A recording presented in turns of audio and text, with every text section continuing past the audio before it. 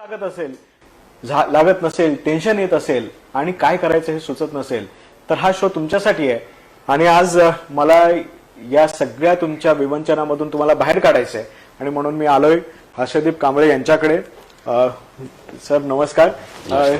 कांबळे सरांचा परिचय तुमच्या सगळ्या लोकांना आहे. आपल्याला उद्योग, सूक्ष्म लघु आणि मध्यम उद्योगांच्या बाबतीमध्ये आपल्याला त्यांच्याकडनं मार्गदर्शन करून घ्यायचंय आणि एकूणच आज तरुणांसाठी नेमकं जगामध्ये काय संधी असू शकतील या सगळ्या बाबतीमध्ये मला कांबळे सर तुमच्याकडनं जाणून घ्यायचं. पण सगळ्या आधी सुरू करण्याच्या आधी तुम्हाला वाढदिवसाच्या लाख लाख शुभेच्छा. म्हणजे मला इथे आल्यानंतर कळलं की आज तुमचा वाढदिवस आहे. म्हटलं की आपण योगायोगाने का होईना पण एका चांगल्या क्षणी आलोत आणि तुमच्या वाढदिवसाची तुम्हीच रिटर्न गिफ्ट द्यायची आता महाराष्ट्रातल्या तरुणांना. कारण खूप आशेने लोक बघतायत हा शो. सगळ्यांना एकच चिंता आहे की आता पुढे काय होणार. तर अशी चिंता तुम्हाला पण वाटते का? साधारणतः महाराष्ट्र एवढा मोठा आहे, एवढे बेरोजगार आहेत आणि लोकांचे ऍस्पिरेशन्स तुमच्याकडे असं बघतायत असं वाटतं का तुम्हाला? एकंदरीत आपण ही करोनाची जी परिस्थिती जर बघितली तर त्यावरून लोकांच्या मनामध्ये आहे की वेगवेगळ्या चिंता त्यांच्या मनामध्ये आहेत की खूप साऱ्या प्रमाणामध्ये आता इंडस्ट्रीज बंद आहेत आणि त्यामुळे पुढे जे आहेत याच्यावर आणखी कोरोनावर लस मिळत नाही आहे. त्यामुळे पुढे आणखी किती दिवस असं लॉकडाऊन जे आहे ते वाढत जाणार आहे. अशा प्रकारचे वेगवेगळे प्रश्न आहेत. तो रवींद्रजी, पण त्याच्या आधी तुम्ही ज्या वाढदिवसाच्या शुभेच्छा दिल्या त्याबद्दल तुमचे धन्यवाद देतो मी. तसाही मी वाढदिवस वगैरे काही साजरा करायच्या भानगडीमध्ये पडत नाही. बऱ्याच वर्षापासून आता सोडून दिलं. Nothing exciting about it. पण हा मात्र प्रश्न जो तुम्ही विचारलात की करोना जो आहे आणि त्याचा जो प्रादुर्भाव एवढ्या मोठ्या प्रमाणामध्ये विशेष करून महाराष्ट्रामध्ये मोठ्या प्रमाणात तो पसरलेला आहे, तर याच्याकडे आपण बघत असताना लोकांच्या मनामध्ये जी भीती आहे तर मी थोडासा एक वेगळ्या पद्धतीने सांगू इच्छितो की सगळेजण म्हणतात की लॉकडाऊन आहे, इंडस्ट्रीज बंद आहेत, त्यामुळे सगळी परिस्थिती जी आहे ती फार गंभीर होईल असं म्हणत असतात, परंतु आणि इकॉनॉमीवर खूप मोठा परिणाम होईल असंही सांगत असतात. मला एक गोष्ट मात्र इथे सुरुवातीलाच सांगायची आहे की भारताची जी अर्थव्यवस्था आहे याच्यासाठी सगळ्यात मोठा पुश जर कुठून आपल्याला मिळत असेल तर तो आहे आपला मान्सून सीझन चांगला झाला की त्याच्यामुळे एक चांगला पुश जो आहे तो आपल्या अर्थव्यवस्थेला मिळतो. आणि आपल्याकडे ऑलरेडी असे रिपोर्ट्स आहेत की यावेळेसचं जे मान्सून आहे तो भारत देशामध्ये फार चांगल्या पद्धतीने होणार आहे. पाऊस पण चांगला पडणार आहे. त्यामुळे ॲग्रिकल्चर जे आहे ते फार्मिंग ॲक्टिव्हिटी जी आहे हे फार मोठ्या प्रमाणात आणि चांगल्या पद्धतीने होईल. अन्नधान्याचं जे आहे ते आपल्याकडे मुबलक प्रमाणामध्ये होईल. आणि काय होतं की याच्यामुळे जर पाऊस जास्त चांगला असेल आपल्याकडे तर रुरल इकॉनॉमी जी आहे ती ऑलरेडी रोलिंगमध्ये येऊन जातं. लोकांचे कामधंदे सुरू होतात आणि मग अन्नधान्याची गरज ही सगळ्यांनाच पडत असते. उलट तर आता दुसऱ्या बऱ्याचशा देशांमध्ये अन्नधान्य मुबलक प्रमाणामध्ये राहणार नाही. त्यामुळे भारतासाठी तर ही सुद्धा चांगली संधी आहे की तिकडे आपण अन्नधान्याचा पुरवठा जो आहे तो आपण करूच शकतो. So we are starting on a positive note. दुसरंही मला आणखी सांगायचं आहे की ह्या सगळ्या ह्याच्यामध्ये आपण जरी इंडस्ट्रीज बंद आहेत असं जरी आपण म्हणत असलो तरी सुद्धा ह्या करोनाच्या काळामध्येच आपण बघतोय की जिओसारखे जे प्लॅटफॉर्म्स आहेत, कंपनीज आहेत, रिलायन्स आहे, त्याच्यामध्ये जवळपास आता 7-8 बिलियन डॉलर्सची इन्व्हेस्टमेंट जी आहे ती त्याच्यामध्ये झालेली आहे. म्हणजे इंडियाच्या कंपनीजमध्ये लोक आता इन्व्हेस्टमेंट करायला तयार आहेत. झालेली आहे ऑलरेडी इन्व्हेस्टमेंट. आणखी दुसरीकडे आपल्याला अशी बातमी मिळते की चायनामध्येही सुद्धा जे आहे बऱ्यापैकी त्यामधल्या इंडस्ट्रीज ज्या आहेत त्या तिथून बाहेर पडू इच्छितात आणि ते त्यांच्यासाठी योग्य ठिकाण जे आहे ते इंडिया जे असू शकतं असं बऱ्याच कंपनींचं मनामध्ये आलेलं आहे.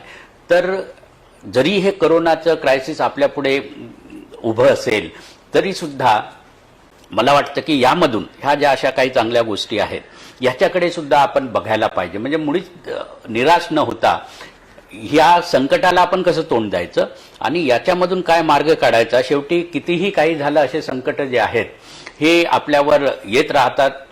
1918चाही आपण बघितलं आहे.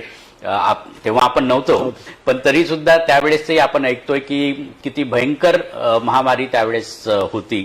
तर असे अरिष्ट जे आहेत ते येत राहतात, परंतु आपलं जीवन जे आहे त्याच्यात थांबत नाही, त्याच्यातून मार्ग जो आहे तो आपल्याला पुढे काढायचाच असतो. मला ह्या संदर्भाने असे सांगायचं आहे की आपण आता काही एरियामध्ये जिथे फार जास्त प्रादुर्भाव आहे, जसं मुंबई आहे, इथे जरी बंद ठेवलं असेल तरी बाकीच्या इंडस्ट्रीज आपण आता सुरू केलेल्या आहेत. आजच्या घडीला जवळपास 60,000 छोट्या आणि मोठ्या इंडस्ट्री मिळून महाराष्ट्रामध्ये सुरू झालेल्या आहेत आणि 12 ते 13 लाख लेबर जो फोर्स जो आहे तो त्याच्यामध्ये ऑलरेडी आता काम सुरू झालेलं आहे. मी ह्याची एक चिंता मध्यंतरी लोकांना खूप सतावत होती की मोठ्या प्रमाणात मायग्रेंट्स लेबर परत गेले, मग आता नवीन लेबर सापडतील का, मराठी मुलं तिथे काम करतील का, किंवा जे स्किल्ड आहे, म्हणजे आता मला अनेक उद्योजक सांगत होते की बिल्डिंग व्यवसायामध्ये वेस्ट बेंगॉलचा जो लेबर आहे त्याला एक स्किल आहे, ते सळ्या वळायचं जे असतं तर ते काम तेच लोक करतात, बाकी लोकांना नाही करता येत ते, किंवा क्षमता नसते किंवा आर्थिक ह्याच्यात बसत नाही. सो हे जे नवीन स्किल अक्वायर करायचं आहे, म्हणजे रिस्किलिंग करायचं आपल्या इथल्या लोकांना स्किल, तर हे शक्य होईल का? आणि तुम्हाला असं वाटतं की मराठी तरुण ज्याच्या एक शिक्का लागलेला आहे की तो काम नाही करत, त्याला काम करायचं नाहीये, तर त्याच्यासाठी ही किती मोठी अपॉर्च्युनिटी, म्हणजे मी फक्त मजुरी नाही म्हणत आहे, Yes. तो मालकही होऊ Skill शकतो. सुद्धा, हो, हो, हा, तो definitely. मालकही होऊ शकतो आता वेगवेगळ्या कंपन्यांचा. आपण म्हणतोय की इथला लेबर फोर्स जो आहे तो बराच आता दुसऱ्या राज्यांमध्ये गेलेला आहे, पण एक गोष्ट आपण आणखी लक्षात घ्यायला पाहिजे की हा लेबर फोर्स जो आहे हा दरवर्षी हा मे जूनच्या पिरियडमध्ये जातोच. वापस जो आहे तो जातो, शेतीसाठी जातो, गावामध्ये त्याला आपल्या फॅमिलीला भेटायचं असतं, तिथे तो जातच असतो. त्यामुळे हा पिरियडही तसा कोइन्साइड होतो ते जाण्यासाठी त्याच्या. आणि कितीही काही झालं तरी महाराष्ट्रामध्ये असणाऱ्या ज्या संधी आहेत त्या खूप मोठ्या प्रमाणात आहेत. ते जरी तिकडे वापस गेलेत तिथे आणखी 3 महिन्यानंतर मग ते परत आपल्याकडे नॉर्मल कोर्समध्येही वापस येत असतात.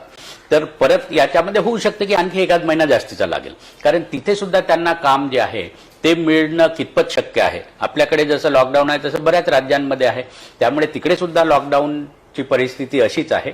म्हणून कामासाठी जे इथे रोड इतक्या वर्षापासूनचं ते राहिलेले आहेत ते परत इथे वापस येतील आहे असं मला नक्कीच वाटतं. परंतु त्याही उपर आम्ही आता इंडस्ट्री डिपार्टमेंटनी एक इंडस्ट्री डिपार्टमेंट आहे, स्किल डेव्हलपमेंट डिपार्टमेंट आहे, लेबर डिपार्टमेंट आहे, हे मिळून आम्ही एक आता आमच्याकडे ऑनलाईन पोर्टल जे आहेत ते आम्ही तयार करतोय स्किल डेव्हलपमेंट डिपार्टमेंटकडे.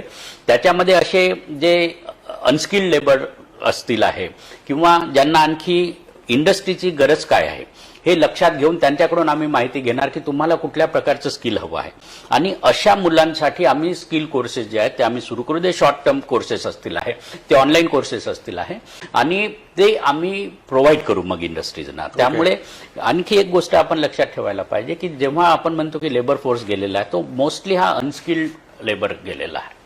स्किल्ड लेबर जे असतात त्यांना तसंही पैसे थोडेसे 2 पैसे जास्त मिळत असतात, त्यामुळे ते स्वतःचं कुटुंब वगैरे इथेच सेटल करायचं बघत असतात. महाराष्ट्र हे खूप चांगलं राज्य आहे सेटल होण्यासाठी, त्यामुळे ते बऱ्यापैकी इथे असतात. तर स्किल्ड लेबर हा जास्त गेलेला नाही. आणि सेमी स्किल्ड अनस्किल्ड जो आहे, सेमी स्किल्डचं जे आहे ते शिकवायला एवढा काही त्रास होत नाही. आणि आता ही तुम्ही जसं म्हटलं की मराठी तरुणांसाठी चांगली संधी आहे आणि त्यांना हे सेमी स्किल्ड जे एज्युकेशन आहे ते आम्ही देणारच आहोत. म्हणजे आपल्याकडे इंडस्ट्रीज आहेत, बाहेरच्या सुद्धा इंडस्ट्रीज आता जास्त येतील अशी आपल्याला अपेक्षा आहे. तसं वातावरण आपण तयार करीत आहोत. म्हणजे आम्ही तर आता असं ठरवलेलं आहे की ज्या बाहेरच्या येणाऱ्या इंडस्ट्री आहेत किंवा इथल्या नवीन उद्योजक जर येत असतील आहे तर त्यांना कुठल्याही परवानगीची सुरू करण्यासाठी गरज राहणार नाही, इथपर्यंत आम्ही आता जात आहोत. म्हणजे एक त्यांना ऑफर लेटर जे आहे, कम्फर्ट लेटर, ते आम्ही इमिजिएटली त्यांना इश्यू करणार. आणि त्याच्यानंतर असणाऱ्या त्यांना ज्या परवानग्या लागणार आहेत ह्या परवानग्या आम्ही आमच्याच डिपार्टमेंट मार्फत एक नोडल ऑफिसर त्याच्याकरता असणार आहे, तो त्यांना त्या परवानग्या घेण्यासाठी मदत करणार आहे. तर अशी फास्ट प्रक्रिया आपण राबवणार आहोत. आणि हे करीत असताना एक गोष्ट आपण आणखी लक्षात ठेवायला पाहिजे की महाराष्ट्र जो आहे हा एक चांगला, महाराष्ट्रामध्ये इंडस्ट्रीचा खूप चांगला बेस आहे आणि छोटे छोटे MSME जे आहेत हे याच्यामुळे तयार झालेले आहेत. आणि त्यांच्यासाठी नेहमीच आपण MSME साठी, छोट्या उद्योजकांसाठी महाराष्ट्राने फार पुढचे पाऊल घेतलेले आहेत. आता सुद्धा आम्ही तोच प्रयत्न आमचा चालू आहे. एक सेपरेट सेल आम्ही, आमची मैत्री म्हणून संस्था आहे त्या सिंगल विंडो सारखं ती काम करते, त्या ठिकाणी एक सेपरेट सेल आम्ही उभारणार आहोत जिथे हा MSMEला बँकेचं लोन घ्यायचं असेल, आणखी कुठल्या अडचणी असतील आहे, कोरोनाशी संबंधित कुठल्या अडचणी असतील आहे, परमिशन्स पाहिजे असतील आहे, ते सगळे आम्ही त्या ठिकाणी त्यांना देणार आहोत. आणि हे करीत असताना मग मात्र आपल्याला लक्षात ठेवायला पाहिजे की ह्यामधूनही आणखी नव्या संधी ज्या आहेत त्या उपलब्ध होऊ शकतात. नवीन सेक्टर्स जे आहेत ते येऊ शकतील. पण हा एमएसएमईचा सगळ्यात मोठा प्रॉब्लेम होता. आणखीन जे पॅकेज निर्मला सीतारामन यांनी घोषित केलं त्याच्यामध्ये सुद्धा की तुम्ही लोन काय देता. आता आम्हाला खरं लोनची तशी घेण्याची काही लोकांची कुवतच राहिलेली नाही. आता हा 3 महिन्याचा गॅप जाईल, नवीन ऑर्डर्स, पुन्हा गुंतवणूक लागेल, पण याच्यामध्ये लोन घ्यायची त्याची शक्यता राहणार नाही कदाचित. तर अशा वेळेला काही लोक अख्खं युनिट बंदही करू शकतील किंवा लिक्विडेट करू शकतील, किंवा काही लोकांना आता वाटेल की नाही डायव्हर्सिफाईड बिझनेसमध्ये जावं, आता याच्यात काही राम राहिलेलं नाहीये. सो अशा गोष्टी ज्या वेळेला येतील तर हे चॅलेंजेस तुम्हाला किती वाटतात की लोक आपला मूळ धंदा बंद करून वेगळ्या धंद्यात जाऊ शकतील असं? मला वाटतं की आता सेंट्रल गव्हर्नमेंटनी एक लोन द्यायचं जरी त्यांनी म्हटलं असेल तरी सुद्धा एक चांगली गोष्ट त्यांनी केलेली आहे, ती म्हणजे ह्या लोनसाठी त्यांनी क्रेडिट गॅरंटी स्वतः गव्हर्नमेंट ऑफ इंडिया देणार आहे. आणि बँकेकडे आता भरपूर पैसा जो आहे आरबीआयच्या गाईडलाईन्समुळे उपलब्ध झालेला आहे, त्यामुळे त्यांना लोन तर द्यावंच लागणार. शेवटी बँकेलाही 2 पैसे कमवावे लागतातच. त्यामुळे एवढी लिक्विडिटी आपल्याकडे बँकेकडे आलेली आहे, तर हे ते नक्कीच पास ऑन करतील. आणि गॅरंटी असल्यामुळे प्लस 1 वर्षाचा मोरॅटोरियम असल्यामुळे होईलच. पण त्याच्या व्यतिरिक्त मला आणखी पुढे जाऊन सांगावंसं वाटतं की जसं मी म्हटलं की महाराष्ट्र शासन जे आहे, महाराष्ट्राचं धोरण हे नेहमीच छोट्या युनिटच्या बाजूनी राहिलेलं आहे. आणि त्यामुळे आता एक असाही प्रवाह चालू आहे की केंद्र शासनाने जे दिलं त्याच्यापेक्षा आणखी आपल्याला काय देता येईल, जेणेकरून ह्या एमएसएमई छोटे उद्योजक जे आहेत हे जास्त उत्साहित होतील आहे.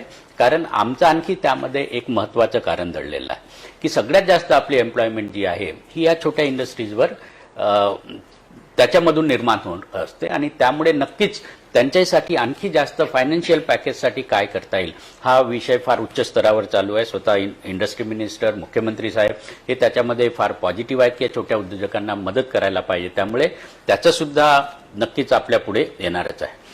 दुसरा विषय तुम्ही जो म्हटला होता की इथून डायव्हर्सिफाय व्हायचं काम, तर काही इंडस्ट्री ज्या आहेत त्या नक्कीच आता ह्या कोरोनाच्या नंतर ज्या आहे डायव्हर्सिफाय होण्यासाठी प्रयत्न करतील आहे. मला त्यातल्या त्यात असं वाटतं की शेवटी किती झालं तरी या कोरोनामध्ये आपण बघितलं की लोकांकडे भरपूर सारे पैसे असून सुद्धा त्यांचं स्वतःचा जीव जो आहे हा धोक्यात आलेलाच आहे.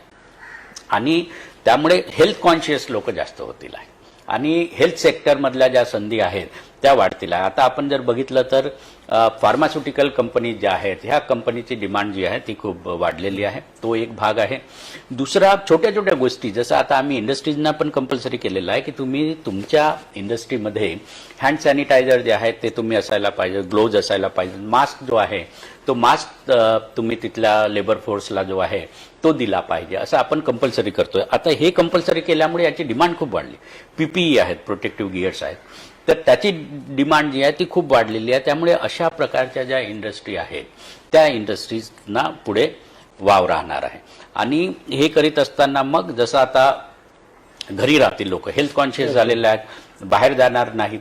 आणि एक मुद्दा मला इथे जाणीवपूर्वक सांगावं असं वाटतो की लोक ऑटो इंडस्ट्री जसं मोठ्या इंडस्ट्री ज्या आहेत, ऑटो इंडस्ट्री, ऑटो सेक्टर जे आहे, तर त्याच्याबद्दल लोक असं म्हणतात की ते फार खाली म्हणजे रेसेशन तिथे चालू आहे. पण आता कसं आहे, जे हेल्थ कॉन्शियसनेस आपल्या डोक्यामध्ये जो गेलेला आहे त्याच्यामुळे आपण आता स्वतः हे पब्लिक ट्रान्सपोर्ट्स आहेत, रेल्वे आहेत, त्याच्यामधून जायला थोडंसं मागं पुढे आपण बघणार आहोत. आणि आपल्या फॅमिलीला आपण टॅक्सीमधूनही, उबरमधून, ओलामधून पाठवायचं का याचाही आपण विचार करणार आहोत. म्हणून मला असं वाटतं की छोट्या छोट्या कार ज्या आहेत, ज्या लक्झरी कार्स नाही पण छोट्या कार ज्या आहेत त्याचं विकत घ्यायचं प्रमाण वाढेल. नॅनो टाईप कार ज्या लो बजेट आहेत, लो बजेटवाल्या कार ज्या आहेत त्यांचं प्रमाण वाढेल. दुसरं आणखी जे बाईक आहेत, बाईकचं जे आहे म्हणजे आपण एखादं स्कूटी असेल, बाईक असेल तर ते घ्यायचं प्रमाण जे आहे, स्कूटर असेल ते घ्यायचं प्रमाण वाढेल असं मला वाटतं. लुना असेल असं प्रमाण, म्हणजे आपण सेफ राहायला पाहिजे ही भावना. मग स्वतःचं व्हेकल असेल तर आपण सेफ राहू शकतो. ही जे आहेत अशा प्रकारचा बिझनेस जो आहे तो वाढणार आहे असं मला वाटत आहे. आणि इंडस्ट्री सुद्धा आता हळूहळू, आधी जे खूप निगेटिव्ह होतं तेवढं निगेटिव्ह वातावरणाचं याच्यामधून काहीतरी पॉझिटिव्ह होईल आहे असं इंडस्ट्रीलाही आता वाटायला लागल्यामुळे ते ओपन झालेले आहेत. आणि आणखी एक महत्त्वाचं म्हणजे काय की जसं मी सांगत होतो की चायनाच्या ज्या बऱ्याचशा कंपनीज आहेत ते सुद्धा इकडे येऊ घातलेल्या आहेत. आणि चायनाच्याही काही कंपनीज ज्या आहेत त्या पण इथे महाराष्ट्रामध्ये येण्याचं आता त्यांचंही चालू आहे की इकडे आपण या थोडा डायव्हर्सिफाय करायला पाहिजे, कारण शेवटी बिझनेसमध्ये जी रिस्क असते ती रिस्क मिनिमाइज करण्यासाठीचा सगळं प्रयत्न करीत असतात. तर ह्या दुसऱ्या देशाच्या कंपनी जे इथे येऊ इच्छितात आणि चायनामधल्याही इथे येऊ इच्छितात, तर ही एक चांगली संधी आहे असं मला इथं वाटतं. की मोठ्या कंपनीज तर आपण एकदम एका दिवसात नाही टाकू शकत, बरोबर, पण त्याला असणारे जे छोटे छोटे आहेत ते आपण करू शकतो. इलेक्ट्रिक व्हेकल आपल्याकडे येणार आहे.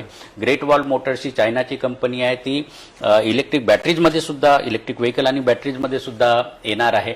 तर हे असे जे आहेत, अशा मध्ये आपण आपल्या संधी ज्या आहेत त्या शोधायला पाहिजेत आणि त्याच्यावर आधारित आपला उद्योग जो आहे तो छोटा का होईना आपण सुरू करणं आवश्यक आहे असं मला वाटतं. दुसरं म्हणजे आणखी डिजिटायझेशनच्या याच्यामध्येही जे आहेत फार मोठ्या संधी होऊ शकतील असं मला वाटतं. एक थोडासा उद्योग आणि मला थोडं सामाजिक क्षेत्र अशा दोन्हीच्या मधला एक प्रश्न विचारायचा आहे. थोडंसं मी रिलेट करण्याचा प्रयत्न केला की साधारणतः कुठलीही इन्व्हेस्टमेंट आली, कुठलाही नवीन उद्योग आला की तो मुंबई पुणे वगैरे असा येतो.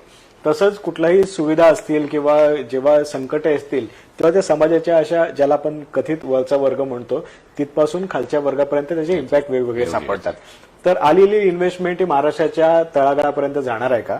तसंच जे काही रोजगार निर्माण होणार आहेत किंवा संधी निर्माण होणार आहेत ही समाजाच्या तळागाळापर्यंत जाणार आहेत का?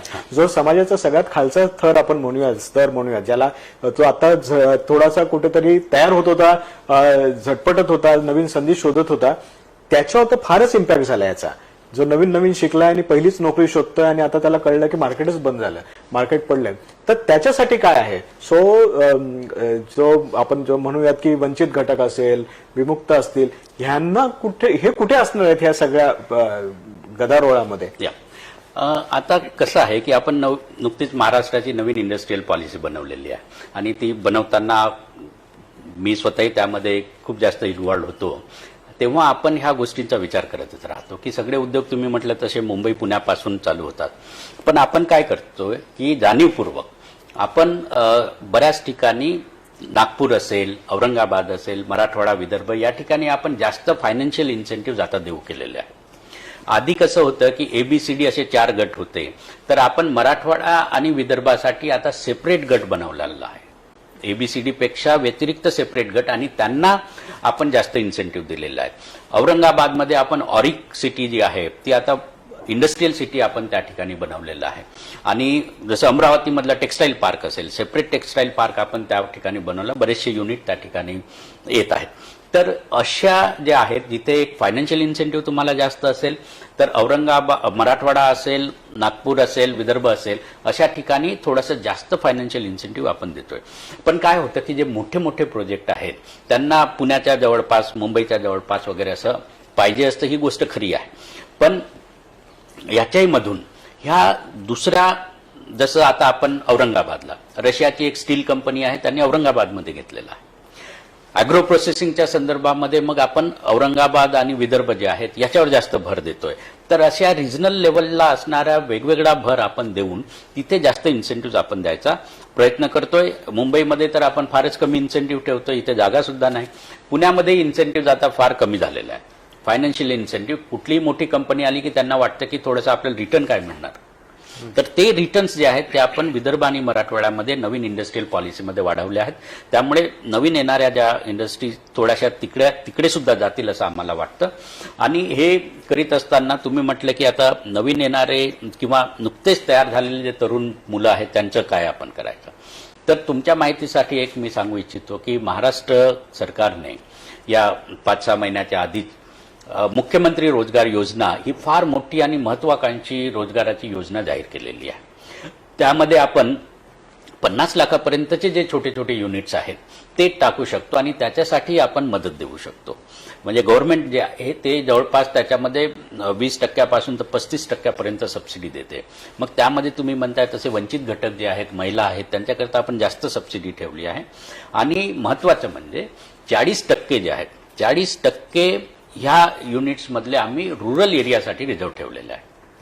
तर रुरल एरियामध्येही ह्या निमित्ताने एम्प्लॉयमेंट वाढावा हा त्यामागचा उद्देश आहे. पुढच्या 5 वर्षामध्ये 1 लाख रोजगार जे आहेत उद्योजकांना आपण याच्यामधून मदत करणार आहोत आणि त्याच्यामधून जवळपास 10 लाख रोजगार जे आहेत ते निर्माण होतील असं आमचं आहे. आणि हे इलेक्शन्समध्ये आले, त्यानंतर आता कोविड आलं तरी मला सांगायला फार आनंद होतो की त्या आमच्या मुख्यमंत्री रोजगार योजनेमध्ये जो कॉन्सेप्ट जो आहे तो मीच बनवलेला होता आणि त्याला सगळ्यांनी, मुख्यमंत्री आहेत, इंडस्ट्री मिनिस्टर आहेत, सगळ्यांनी त्याला मदत करून पुढे पास करून घेतलेलं होतं. तर ती देशामध्ये कुठल्याही राज्यांनी चालवलेली सगळ्यात मोठी एम्प्लॉयमेंट जनरेशन स्कीम आहे. त्याचा फायदा जो आहे ह्या तरुणांना नक्कीच घेता येईल आणि त्याच्यासाठी आमचं वेब पोर्टल ही cmegp.gov.in आहे. त्याच्यावर जाऊन तुम्हाला सगळी माहिती जी आहे ती मिळू शकते. तर अशा नवीन स्कीम आपण ऑलरेडी एनविसेज केलेल्या आहेत, पण तेव्हा आम्हाला माहित नव्हतं की कोविड सारखं येणार आहे म्हणून. पण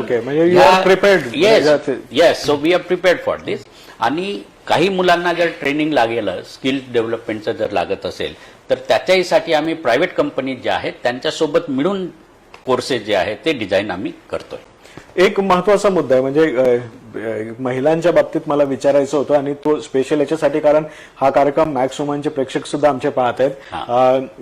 तर ह्या सगळ्या कोविडच्या या संकट काळामध्ये जगभरामध्ये वुमेन वर्कफोर्स जो आहे तो प्रामुख्याने काम करतोय आजच्या घडीला. कारण सर्व्हिस इंडस्ट्री, हेल्थ केअरमध्ये सगळ्यात जास्त महिलाच असल्यामुळे त्यांना फ्रंटवर यावंच लागलं आणि त्यांना महाराष्ट्रात तर आशा वर्कर सुद्धा काम करतायत, अंगणवाडी सेविका काम करतात. सो हा एक मोठा वर्कफोर्स असेल. आधीच एक मोठा प्रॉब्लेम होता सगळ्या महिलांच्या बाबतीमध्ये की नॉर्मली त्यांना करिअरच्या मध्ये गॅप घ्यावा लागायचा. मुलं झाल्यानंतर करिअर सोडायचं, गॅप घ्यायचा आणि मग सेकंड करिअर सुरू करायचं. आता ह्या कोविड नंतर पण असे गॅप होणार आहेत महिलांच्या बाबतीमध्ये. महिलांच्या एम्प्लॉयमेंट संदर्भात, एंटरप्रिनरशिप डेव्हलपमेंटच्या संदर्भामध्ये आपण काही स्पेशल विचार केलेला आहे की त्यांच्यासाठी काय करता येईल आपल्याला? हो, नक्कीच. आपण त्यांच्याकरता स्पेशल विचार नाही, एक स्पेशल पॉलिसीच आणलेली आहे. आणि महाराष्ट्र हे एकमेव राज्य आहे की जिथे महिला एंटरप्रिनर्ससाठी आपण स्पेशल पॉलिसी आणलेली आहे. आणि मी जेव्हा विकास आयुक्त उद्योग म्हणून जॉईन झालो तर पहिलं काम जे मी नवीन पॉलिसी, खूप साऱ्या आपण 7-8 पॉलिसीज बनवल्यात, त्यापैकी पहिली पॉलिसी जी हातामध्ये मी घेतली होती ती महिला धोरणाची घेतलेली होती आणि ती आपण आणलेली आहे. आता त्यामध्ये मात्र आम्ही काही अटी ज्या घातलेल्या आहेत की ते सगळं महिलांचं 100% त्यामध्ये वाटा असायला पाहिजे, 50% महिला लेबर त्यामध्ये असायला पाहिजेत, अशा आम्ही काही अटी घातलेल्या आहेत. तर त्याच्यामध्ये आता हळूहळू महिला ज्या आहेत त्या पुढे यायला लागल्या आहेत. आणि महत्वाचं म्हणजे मी तुम्हाला ही मुख्यमंत्री रोजगार योजना जी सांगितलेली आहे, ह्या मुख्यमंत्री रोजगार योजनेमध्ये 30% रिझर्वेशन हे महिलांसाठी आहे. म्हणजे पुढच्या 5 वर्षामध्ये छोटे छोटे 1 लाख उद्योग जे सुरू होतील त्याच्यामधल्या कमीत कमी 30% जे आहेत ह्या महिला असतील. आणि मला आणखी सांगायला फार आनंद होतोय की आमच्या वेगवेगळ्या धोरणामुळे आणि हा पॉझिटिव्ह महाराष्ट्र हे तसंही महिलांच्या बाबतीमध्ये फार पॉझिटिव्ह राहिलेलं आहे, सुधारणावादी राहिलेलं आहे.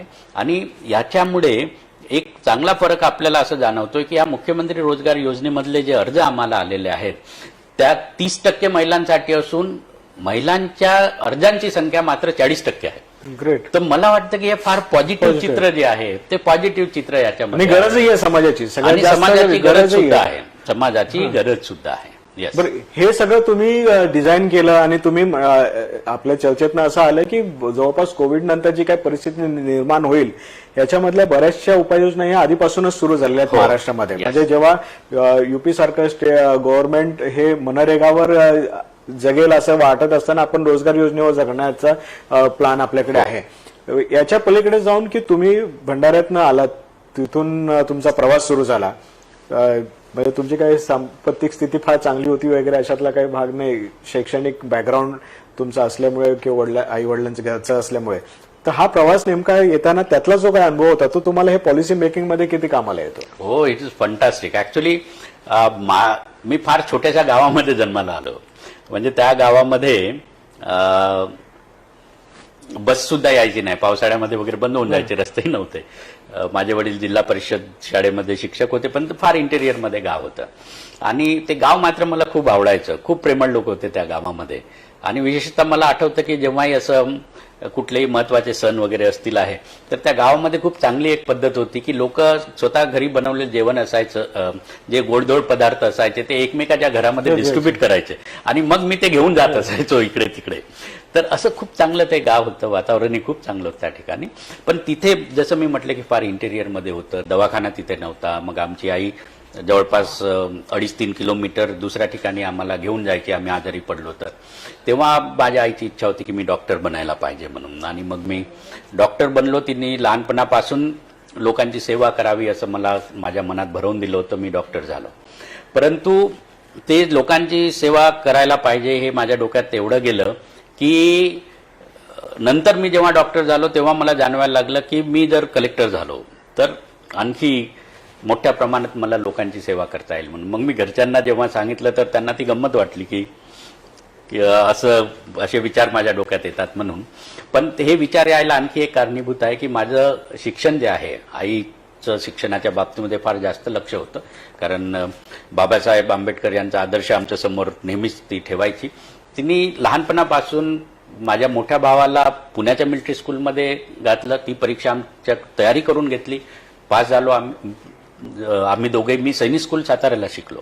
तिथे मला मात्र चांगलं शिक्षण मिळालं, आणि तो की आपण आत्मविश्वास की आपण करू शकतो, आपण जीवनामध्ये खूप काही करू शकतो. डॉक्टर नंतर मग मी पब्लिक सर्व्हिसमध्ये आलो, आणि तो जो अनुभव तिथला, मी डॉक्टर की 2 वर्ष PHC ला केली, प्रायमरी हेल्थ सेंटरमध्ये मी डॉक्टर होतो. तो ग्रामीण एरियाचा सगळा अनुभव जो आहे हा खूप लहानपणापासून मी बघितलेला आहे. आणि मग ते लोकांच्या गरजा काय आहेत हे समजून घेताना मला आता तेवढा त्रास जो आहे तो कधीच पडत नव्हता. त्यामुळे यवतमाळला मी कलेक्टर होतो, आणि तिथे कलेक्टर असताना तेव्हा शेतकऱ्यांच्या आत्महत्या फार ज्वलंत प्रश्न होता. म्हणजे सगळे टॉपच, आणि एवढे जर्नलिस्ट तिथे रोज यायचे, आणि खूप म्हणजे सगळे चॅनलचे लोक त्या ठिकाणी, फॉरेनच्या चॅनलचे लोक त्या ठिकाणी असायचे. आणि त्यावेळेस सगळे म्हणजे मुख्यमंत्री तर तिथे दर महिन्याला असल्यासारखे येत राहायचे. विलासराव देशमुख तेव्हा मुख्यमंत्री होते, प्रेसिडेंट सुद्धा त्या ठिकाणी आलेले होते, प्राईम मिनिस्टर मनमोहन सिंग स्वतः त्या ठिकाणी आले होते. तो अनुभव तर माझ्यासाठी खूपच चांगला होता. त्यांचं जे आहे, ज्या ठिकाणी ते जाणार होते त्यांची अरेंजमेंट आम्ही केली होती. शेतकऱ्यांच्या विद्वांसोबत त्यांची चर्चा होणार होती, पण खूप पाऊस आला त्या दिवशी. आम्ही सगळी तयारी, हेलिपॅड वगैरे केलं होतं. 2 दिवसापासून पाऊस सुरू होता, आणि तिथे गेल्यानंतर मी 1 दिवसाआधी परत आणखी तपासायला गेलो, तर पाऊस असल्यामुळे ते रद्द करावं असं सगळ्यांचं म्हणणं झालं. मी तिथून वापस येता येता माझ्या डेप्टी कलेक्टरला फोन केला. म्हटलं काही झालं तरी आपल्याला हा रद्द करता येणार नाही, तुम्ही यवतमाळ या ठिकाणी तो कार्यक्रम आयोजित करा. आणि रात्रीच्या रात्रीमध्ये आम्ही सगळ्यांना उठवून आम्ही सगळे रात्रभर जागून तिथं मंडप वगैरे सगळं एअरपोर्टवरच आम्ही व्यवस्था करून ठेवली होती. आणि तिथे आम्ही या शेतकऱ्यांच्या विद्वांना त्या ठिकाणी आणलं. तेथे मनमोहन सिंग साहेब प्राईम मिनिस्टर होते, तर त्यांना विनंती करून सगळ्यांनीच विनंती केली, मुख्यमंत्री असतील आहे, तिथले खासदार असतील आहे, सगळ्यांनी विनंती. ते तिथे आले, आणि तिथं त्यांनी जो हितगुज मग विद्वांशी साधला, आणि तेव्हा मग शेतकरी पॅकेज जे आहे ते जाहीर झालं. तर हे असं प्रशासनामधलं काम जे आहे, माझा तो आधीचा अनुभव असल्यामुळे हा सोपा आहे. जसं आता मी म्हटलं की मुख्यमंत्री रोजगार योजना जी आहे याच्यामध्ये मी जाणीवपूर्वक 40% आपण रुरल एरियासाठी ठेवलं, कारण तिथेही एम्प्लॉयमेंटची फार गरज आहे. तर असा दृष्टिकोन, ते मागचं बॅकग्राऊंड असल्यामुळे मला फार कामामध्ये येत राहतो, आणि माझी नाळ जी आहे ही जमिनीशी नेहमीच जुळलेली असते, त्याचा खूप फायदा होतो. मग त्याचा ह्या सगळ्या म्हणजे तुमचं काम पुढे पुढे जात असताना, प्रशासनात काम सुरू असताना, मग मुलांचं ट्रेनिंग असेल किंवा डॉक्टर आंबेडकरांचे विचार लोकांपर्यंत घेऊन जाण्यासाठीचं हे सगळं कृती कार्यक्रम आखण्याची प्रेरणा नेमकी काय मिळाली, की कशा पद्धतीने तुम्हाला अजूनही गरज वाटते का की समाजातल्या सगळ्यात शोषित वंचित घटकाला एनलाइट करण्यासाठी अजूनही खूप मोठ्या मशिनरीची गरज आहे? हो, की आता पोहोचले, की आता पोहोचलेलं आहे लोकांपर्यंत? अजूनपर्यंत ज्या प्रमाणात आपण पोचायला पाहिजे त्या प्रमाणात अजून पोहोचलेलो नाही असं मला वाटतं. कारण काय होतं की जी परिस्थिती आपल्याकडे आहे ते सगळ्यांना एका लेवलच्या वर घेऊन जायला खूप सारे रिसोर्सेस लागतात. कुठलंही गव्हर्नमेंट असेल त्याच्याकरता चांगल्या पॉलिसीज असणं आणि त्या चांगल्या पद्धतीने इम्प्लिमेंट करणं, ह्या गोष्टी दोन्ही ज्या आहेत त्या खूप महत्त्वाच्या असतात. ग्राउंड लेवललाही आम्ही बघतो की काही पॉलिसीचं इम्प्लिमेंटेशन मनावं त्या लेवलला होत नाही, ही सुद्धा एक खंत आहे. म्हणजे जसं आता सांगायचं झालं तर मी जिल्हाधिकारी असताना एक दादासाहेब गायकवाड ही सबलीकरण योजना जी होती त्याच्यामध्ये 4 एकर जमीन जी आहे ती आपण SC ST साठी लँडलेस लोकांना घेऊन द्यायचो. तर संपूर्ण महाराष्ट्रामध्ये त्यावेळेस एकंदरीत जवळपास 8,000 हेक्टर वगैरे जमीन खरेदी केल्या गेली असेल, तर त्याच्यापैकी 5,000 ते 6,000 हेक्टर जी आहे ती मी एकटा यवतमाळ जिल्ह्यामधलीच होती. कारण मला ती योजना बनवण्याच्या प्रक्रियेमध्येही मी समाविष्ट होतो आणि मला ते माहीत होतं की एका लेबरला स्वतः जमीन मिळणं, मालक होणं ही किती महत्त्वाची गोष्ट आहे. पहिले जी त्या योजनेची पहिली लाभार्थी जी होती ही मातंग समाजाची महिला होती, घाटंजी मधली, यवतमाळ, मला अजूनही आठवतं. आणि तिला ती आम्ही कापसानी भरलेली असणारी पीक होतं त्या जमिनीमध्ये, ती विकत घेऊन आम्ही तिला दिली होती. ती त्या शेतामध्ये काम करायची. जेव्हा ते सेक्रेटरी सोशल जस्टिस आले होते, जेव्हा तिला ते कागदपत्र तिच्या हातात दिलं आणि तिला सांगितलं की तू आजपासून या जागेची मालिक आहेस, ती तिथेच रडायला लागली. तर हे आपण बघतो की ह्या अशा चांगल्या स्कीम्स ज्या आहेत ह्या इफेक्टिव्हली इम्प्लिमेंट करणं फार गरजेचं आहे. आता जेव्हा आम्ही फील्डमध्ये होतो तेव्हा तो रोल करायचो.